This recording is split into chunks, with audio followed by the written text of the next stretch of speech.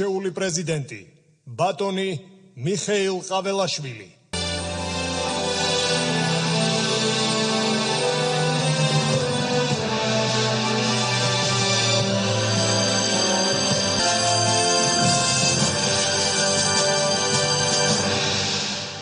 მე ვაპირებ ვიყო ყველას პრეზიდენტი.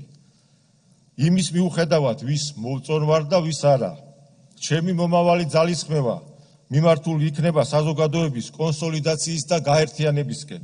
მიუხედავად იმისა, ვის რა შეხედულებები აქვს ამა თუ იმ საკითხზე.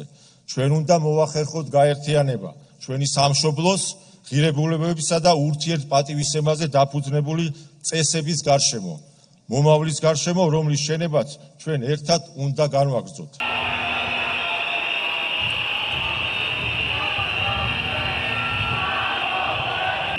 ეს შენობა იყო სიმბოლო, სანამ აქ იჯდა პრეზიდენტი, რომელიც იყო ლეგიტიმური.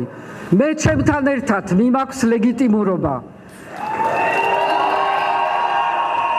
ჩემთან ერთად მიმაქვს დროშა.